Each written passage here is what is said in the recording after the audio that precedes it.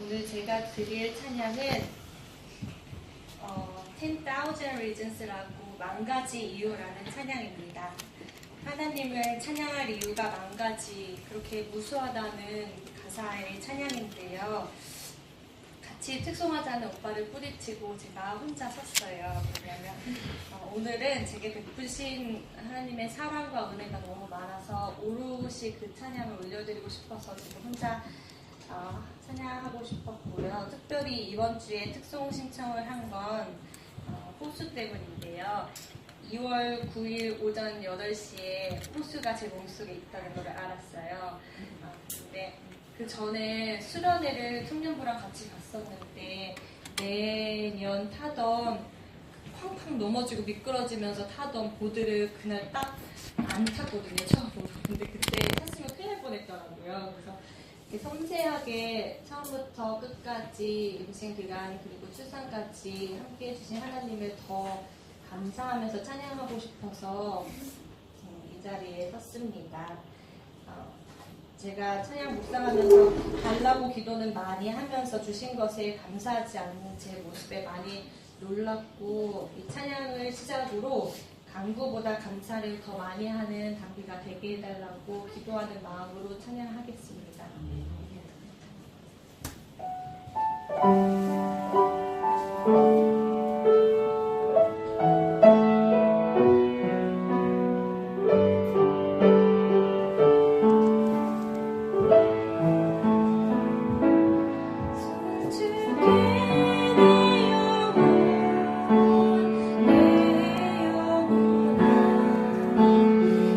거룩하신 이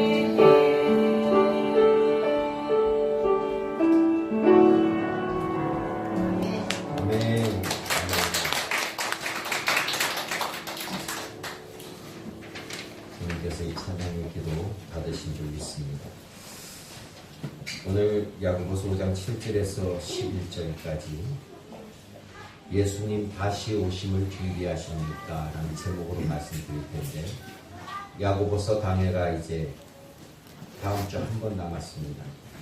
이제 마지막까지 잘 야고보서를 들으시기를 바랍니다.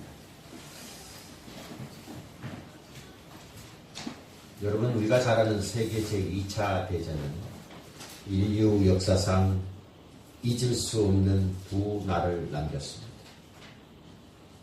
두 날이라고 했죠. 한 날은 그날을 가리켜서 인류는 D-Day라고 부릅니다. Decision Day 이렇게 부릅니다. 또 한 날을 가리켜서 V-Day라고 합니다. Victory Day 이렇게 부릅니다. 이 단어가 2차 세계대전 때 생겨난 단어.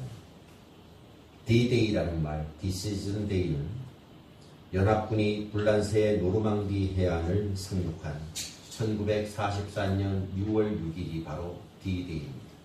전쟁의 승패를 결정한 날, Decision Day 이렇게 얘기합니다. 이 날로 인해서 연합군은 승리의 결정적 교두부를 확보했고 독일군들은 패전의 길을 걸어갔습니다.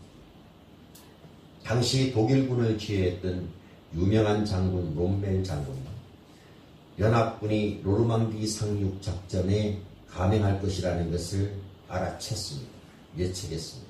그런데 갑자기 기상이 악화되자 당분간은 연합군이 이 기상 악화 기간 동안에 절대로 침투할 수 없을 것이라고 예상하고 아내의 생일을 맞이해서 그날 그 생일 축하를 위해서 베를린으로 날아갑니다. 그러나 그날 이들의 예상과는 달리 영국군, 미군을 주축으로 한 연합군의 상륙이 감행되었습니다. 그때 결정적인 패배의 길을 이 독일군들이 걸어갑니다. 하지만 오히려 독일군들은 마지막 힘을 다해서 거센 저항을 하게 됩니다. 그리고 연합군도 많은 전력의 상실을 가져왔습니다. V-Day는 뭐냐? V-Day는 바로 1945년 1년 지난 8월 5일날 연합군이 베를린을 함락시킵니다. 그리고 독일의 항복을 받아냅니다. 이날이 바로 V-Day, 빅토리 데이라, 승리의 날이다 이렇게 이야기를 했습니다. 여러분, 제가 2차 세계대전 이야기를 하려고 하는 것이 아닙니다. 이 인류 역사에는 이 두 날보다 훨씬 더 중요한 인류 역사에 큰 두 날이 있다는 사실을 여러분 기억하십니다. 그날이 바로 예수 그리스도의 초림, 이 땅에 처음 오신 날을 가리켜서 D-Day라고 합니다. 그 다음에 앞으로 다시 오실 예수 그리스도의 재림, 바로 그 날을 가리켜서 V-Day, 승리의 날, 그렇게 이야기를 합니다. 2000년 전 성탄절날 잘 아시죠? 그때 이 땅에 예수 그리스도께서 인간의 몸으로 변화해서 이 땅에 오셨습니다. 그것을 예수님의 화육의 사건이다 라고 얘기합니다. 그리고 오셔서 이 땅에서 죽으셨습니다. 그 다음에 사단의 진지는 그때부터 허물어졌습니다. 그리고 인류는 구원을 얻는 길을 만들어 놓으셨습니다. 그의 첫 번째 오신 초림이 2000년 전에 오신 그분이 우리의 결정적 승리의 날 D-Day가 된 것입니다. 그러나 아직 사단은 항복하지 않았습니다. 여전히 영적 전쟁은 지금도 계속되고 있습니다. 우리는 구원은 얻었지만 아직까지 죄와 싸우고 있습니다. 아직까지 질병과 싸우고 있고 고통과 싸우고 있습니다. 아직도 삶의 무거운 짐을 지고 허덕거리면서 살아가고 있습니다. 그렇다면 여러분, 우리는 언제 이런 완전한 승리를 경험할 수 있을까요? 그날이 바로 예수 그리스도가 재림하시는 날입니다. 그날이 바로 우리의 V-Day입니다. 바로 예수님의 재림의 날인 것입니다. 근데 성경은 그때는 때와 장소는 절대 알 수 없다 이렇게 말씀하고 있습니다. 그럼에도 불구하고 그날 그때를 예언하는 이단들이 이 지구상에 수도 없이 많이 생겨나고 있습니다. 많죠, 우리 주위에도. 바로 그런 사람들 때문에 우리는 재림에 대한 명백한 사실, 이것을 심각하게 받아들이지 않습니다. 이게 참 안타까운 현상입니다. 여러분, 예수 그리스도께서 재림하신다는 사실을 믿습니까? 3분의 1만 믿는 것 같은 대답을 하는데 이거 심각한 문제예요. 심각하게 생각을 안 합니다. 근데 성경은 분명하게 얘기합니다. 예수님이 이 땅에 2000년 전에 오셨다는 것, 이것도 성경에 예언한 것이 그대로 이루어진 것처럼 다시 오신다라고 분명하게 말씀하고 계십니다. 본문 8절이 그것을 선언합니다. 주의 강림이 가까우니라 라고 말씀합니다. 야고보가 이 편지를 쓰던 시기 2000년 전에 그때 가깝다고 말했다면 지금 우리가 살고 있는 이 시대, 그날이 얼마나 더 가까울까요? 바로 코앞에 닥쳐 있습니다. 중요한 것은 그날 그때가 언제이냐, 그것이 아닙니다. 그날이 분명하다면, 주의 재림이 분명하다면 우리가 그날을 어떻게 준비하면서 살아갈 것입니다. 하나님께서 그날 그때를 비밀에 붙이신 이유, 아마 주님의 오심을 항상 준비하면서 살도록 하기 위함인가, 이 아닌가 싶습니다. 그래서 여러분, 우리의 부이들, 우리의 승리의 날, 주님의 다시 오심을 바라보면서 이 땅에서 우리가 하루하루를 어떻게 살아가야 될까요? 어떻게 살아가는 것이 성경적일까요? 어떻게 살아가는 것이 성숙한 그리스도인일까요? 두 가지를 오늘 말씀드립니다. 첫째는 모든 고난을 인내하고 살아야 된다. 모든 고난을 인내하고 살아야 된다. 자, 7절 어떻게 시작합니까? 보세요. 그러므로 형제들아, 주께서 강림하시기까지 길이 참으라. 길이 참으라. 이 말은 인내하라. 그 말이죠. 8절 보세요. 8절. 너희도 길이 참고 마음을 굳건하게 하라. 이 두 구절에서 연속적으로 강조하는 것이 주의 강림과 인내를 함께 강조합니다. 길이 참으라. 길이 참으십시오. 지금 많이 힘들다는 걸 압니다. 한 자매가 어저께도 전화했습니다. 너무너무 힘이 듭니다. 스케줄이 너무 꽉 차 있었어요. 토요일날 쉬는 날인데도 나와서 일합니다. 힘들어요. 안타깝습니다.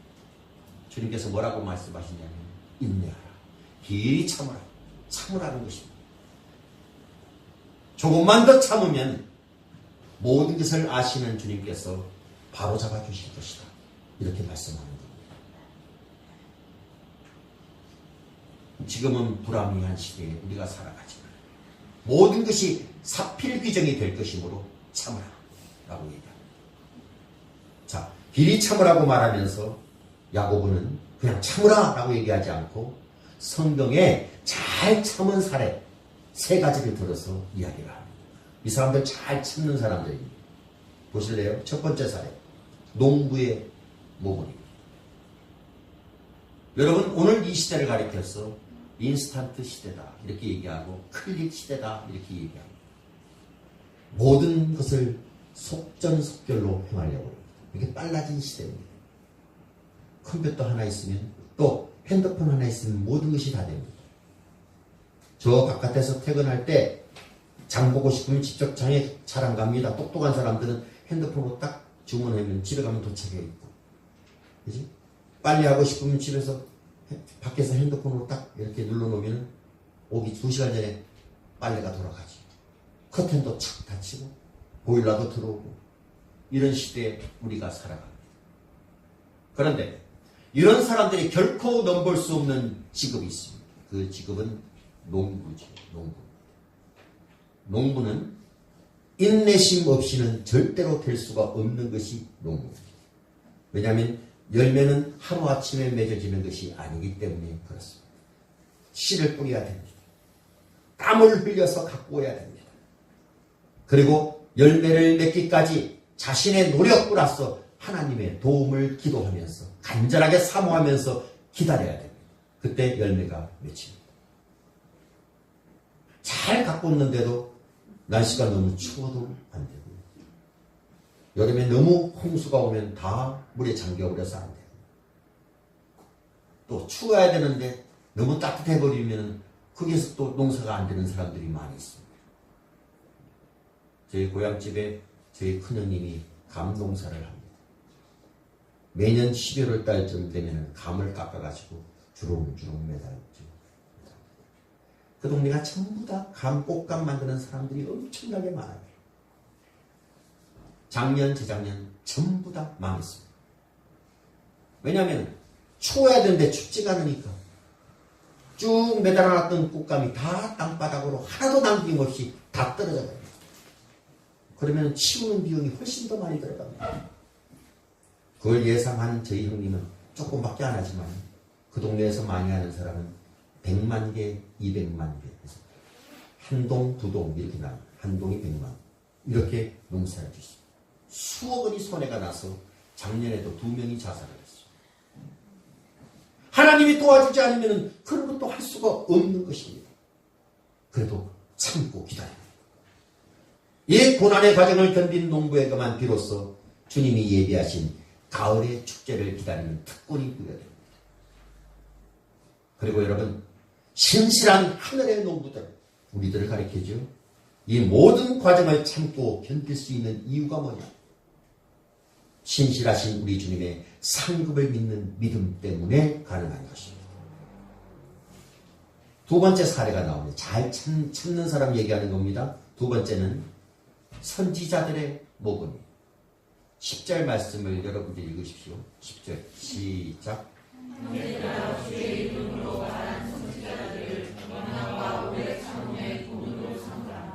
구약의 선지자들 보시게 되면 여러분 엄청난 고난 속에 살았습니다. 하나님 말씀을 대언한다는 이유로 매도 맞기도 하고 심지어 죽기까지 합니다. 근데 그들이 어떻게 참고 견딜 수 있었을까요? 머지않아 예수 그리스도께서 메시아께서 이 땅에 오실 것이다 라는 약속을 믿었기 때문입니다. 여러분, 오늘의 고난을 우리가 참고 견뎌야 될 이유가 뭐냐? 주님께서 곧 재림하실 것을 믿기 때문에, 그때가 의대이기 때문에 참고 기다립니다. 선지자들의 본. 자, 세 번째 사례를 봅니다. 잘 참는 사람 누구입니까? 참는다 그러면 나오는 사람 욥이죠. 욥의 모범. 욥은 견디기 힘든 온갖 유형의 고난을 다 겪어봤습니다. 그는 재산을 다 잃었습니다. 동방의 최고의 부자라고 했던 욥의 모든 재산은 하루아침에 하나도 없는 알거지가 됐습니다. 이 욥의 재산이 얼마일까? 이 시대에 와서 이것을 연구하는 조금 할 일 없는 사람이 있습니다. 욥의 재산을 그 동물로 전부 다 나오죠. 뭐 7,000마리, 5,000마리 이렇게 나오는데 그걸 전부 다 돈으로 환산하니까 약 100억이다 이렇게 얘기해요. 근데 지금 이거 3,000년 전의 얘기예요. 오늘날 경제 가치로 따지게 되면은 욥의 재산이 얼마냐? 100조다 그렇게 얘기해요. 동방에서 최고의 부자였다라고 얘기해요. 하루아침에 하나도 없어졌습니다. 자녀를 다 잃었습니다. 건강을 잃어서 기왓장으로 자신의 몸을 벅벅 걷습니다. 심지어 배우자인 아내의 지지까지도 잃었습니다. 그의 아내가 그를 보고 차라리 하나님을 욕하고 죽으라 이 병신아 이러고 떠나갑니다. 얼마나 비참합니다. 아마 이 고난이 제일 힘들었지 않았을까라는 생각입니다. 여러분, 가끔 부부 사이에 이런 위로를 나눠보십시오. 우리가 뭐 맥주를 가지고 건배할 수는 없듯이 사이다를 놓고 건배하면서 서로 사랑한다라고 얘기하십시오. 목숨 바쳐서 변함없는 마음으로 당신을 사랑합니다. 그때 힘이 나는 거예요. 서로가 힘이 나는 거예요. 그런데 욥에 더 큰 고난이 있습니다. 그것은 내가 왜 이런 고난을 받는가 그 이유를 알지 못하는 데 있습니다. 고난받을 이유가 하나도 없습니다. 욥은 동방의 의인이다 또 이렇게 하나님이 인정하신 분이에요. 자, 그런데 욥은 이 고난 앞에 무너지지 않습니다. 고난을 통해 오게 될 유익을 작정하면서 기다립니다. 그리고 이렇게 고백하죠. 욥기서 23장 10절에 너무 잘 아시는 말씀입니다. 그러나 내가 가는 길을 그가 아시나니 그가 나를 단련하신 후에 내가 순금이 되어 나오리라. 나는 이 고난의 이유는 모른다. 그러나 모든 것을 아시는 주님께서 나를 연단하사 내 인생을 순금같이 만드실 것을 믿습니다. 라는 믿음입니다. 욥기서 보면서 사람들이 많이 시험에 빠집니다. 하나님이 너무 짓궂은 거 아닌가. 우리가 잘 살아도, 의롭게 살아도 우리도 그런 고난을 받을 수 있다는 거 아니야? 여러분, 앞서서 그렇게 생각하지 마십시오. 성경에 하나의 모델 케이스를 둔 겁니다. 이렇게 사는 것이 맞다라는 것을 가르치기 위해서, 오고 올 수많은 세대에게 그것을 가르쳐 주기 위해서 욥을 사용하신 것입니다. 자, 여러분, 그래서 우리는 인내해야 됩니다. 자, 두 번째로 이제 주님의 다시 오심을 바라보며 우리가 어떻게 살아야 되는가. 두 번째는 진지하게 마지막 열매를 준비하면서 살아야 됩니다. 열매를 준비하면서 살아야 됩니다. 여러분, 우리가 주님의 다시 오심을 믿고 바라면서 사신다면 이제 내가 그 앞에 서서 내가 주님 앞에 드릴 열매를 진지하게 하루하루 내가 준비하면서 살아가야 됩니다. 꼭 기억하십시오, 여러분. 2000년 전에 예수께서 이 땅에 오셨을 때는 그 주님은 우리의 구주로 오셨습니다. 구원할 주인으로 오셨습니다. 그러니까 주님께서 재림하실 때, V-Day 때, 다시 오실 때 주님은 구주로 오시는 것이 아닙니다. 심판의 주로 다시 오십니다. 9절 말씀 여러분들이 또 한번 읽으십시오. 9절 시작. 그들아 서로 원망하지 말라. 그리하여야 심판을 면하리라. 보라 심판주가 문방대에 서고 계시느니라. 우리 모두는 한 사람도 빠짐없이 어느 날 심판주이신 예수님 앞에 반드시 서게 될 것입니다. 그때 중요한 것은 주님 앞에 내놓을 삶의 결과물이 있어야 됩니다. 그것이 열매입니다. 주님 앞에 내놓아야 될 무엇이 있어야 되지 않겠습니까? 내 삶을 통해서 내가 변화된 모습 속에서 내가 어떤 열매를 맺었는가를 주님이 요구하실 것이고 내가 내놔야 됩니다. 예전에 한번 제가 말씀드린 적이 있어요. 미국에서 초임의 변호사가, 젊은 변호사가 실수로 마약에 손을 댄 가난하지만은 똑똑했던 한 청년의 변호를 맡았습니다. 그리고 열심히 그를 위해서 변호를 했다고 합니다. 그가 초범이고 전도가 유능했고 변호사의 변호가 훌륭했기 때문에 그는 집행유예로 풀려났습니다. 변호사는 그 청년을 보고 앉혀놓고 이야기를 합니다. 새로운 삶을 이제 사시오. 간곡히 부탁했다고 합니다. 그리고 헤어졌습니다. 오랜 시간이 지났습니다. 이 변호사가 판사가 되었습니다. 우리나라는 사법시험에 붙게 되면은 거기서 벌써 변호사, 판사, 검사 갈라지죠. 그 길을 걸어가다가 나중에 변호사로 가는데 미국에서는 전부 다 변호사입니다. 사법시험에 붙은. 그 중에 똑똑한 사람을 판사로 세우고 검사로 세우고 이게 맞다고 저는 생각을 합니다. 그렇게 합니다. 근데 그 판사가 어느 날 재판을 하는데 재판 중에 한 사람이 끌려오는데 가만히 보니까 아는 사람이에요. 바로 오래전에 변호했던 바로 그 청년이었습니다. 이 청년도 이 판사를 보는 순간 얼굴이 확 폈습니다. 나한테 친절을 베풀어줬던 저 변호사, 저분이 판사였구나. 반가워하면서 선처를 호소했다고 합니다. 그때 판사는 이런 말을, 유명한 말을 했습니다. 오래전 나는 당신의 변호사였습니다. 그러나 오늘 이 자리에서 나는 당신의 변호인이 아닌 재판관 판사입니다. 오래전 나는 당신을 국률로 대했습니다. 그리고 그런 국률이 당신의 새로운 삶의 열매가 되기를 간절히 부탁했습니다. 그러나 이제 그 기회를 낭비한 당신을 나는 공의로 재판할 수밖에 없다는 것을 기억하십시오. 여러분, 주님이 어느 날 심판대 앞에서 우리에게 이렇게 선언하신다니 그때 우리가 주님 앞에 내보일 변화의 열매가 무엇입니까? 각자에게 한번 물어보시고 생각해 보시길 바랍니다. 인도의 시송 타고르는 그의 유명한 시의 한 대목에서 이렇게 말했습니다.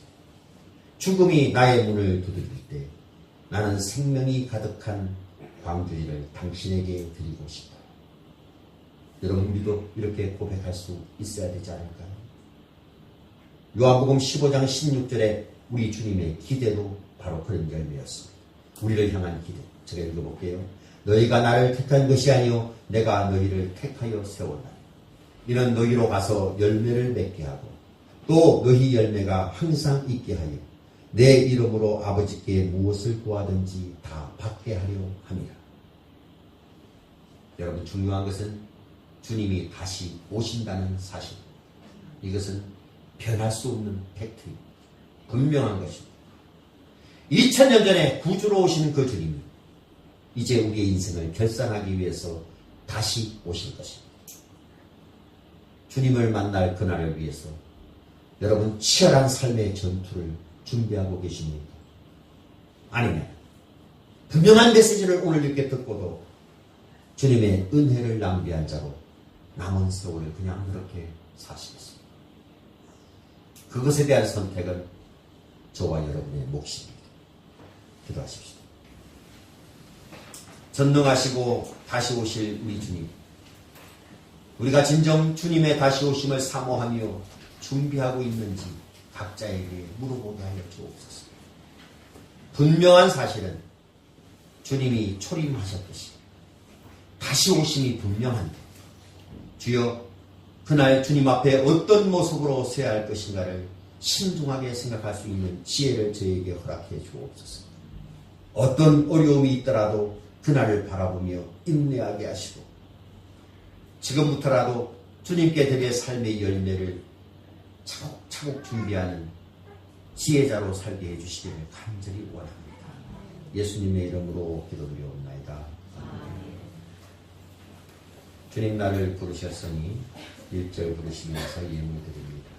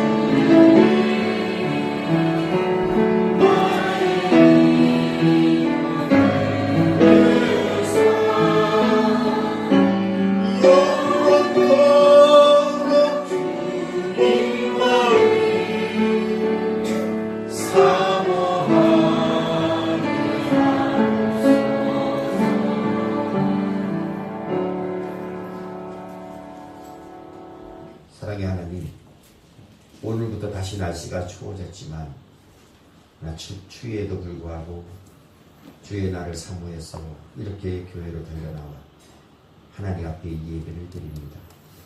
머리 숙인 하나님의 아들, 딸들 이 시간 축복하시고 마음을 다해서 드리는 예물 위에 주님께서 은혜 내려주시기를 원합니다. 쓰이는 곳마다 하나님 영광 나타나게 하시고 드리는 손길마다 마음껏 주님께서 축복으로 부어주셔서 이 땅에서의 축복도 마음껏 누리면서 살아갈 수 있도록 은혜 베풀어 주시옵소서. 이 추운 날씨 가운데에서도 하나님, 우리 교회 어르신들 강건할 수 있도록 지켜주시고 감기 걸리지 않도록 우리 성도들 지켜 보호하여 주시기를 원합니다.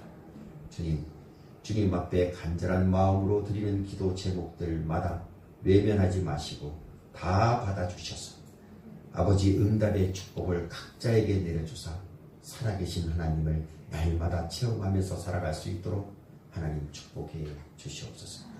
멀리 외국에 나가 있는 주의 아들, 딸들 기억하여 주시고 중국의 대련교회 주님께서 축복해 주시고 여러 가지 이유 때문에 출타 중인 우리 성도들 어디에 있든지 이 시간을 사모하게 하시며 같은 은혜 베풀어 주시며 오늘 특별히 이 추운 날씨 가운데서도 아버지 하나님 여러 가지 교회 여러 가지 직분을 맡아서 수고하고 예배가 예배되게 하기 위해서 헌신하고 봉사했던 일꾼들 한 사람 한 사람 주님께서 위로하여 주시고 큰 축복 허락해 주옵소서.